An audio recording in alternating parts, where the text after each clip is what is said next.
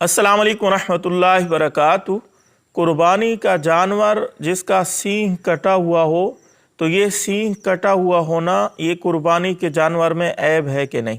एक भाई साहब ने सवाल किया है कि हमने बकरी ख़रीदी है, उसका सींग दरमियान से कटा हुआ है, तो इसकी कुर्बानी जायज़ होएगी कि नहीं। तो इसका जवाब ये है कि आपके जानवर का सींग दरमियान से कटा हुआ है, इसकी कुर्बानी बिल्कुल जायज़ है।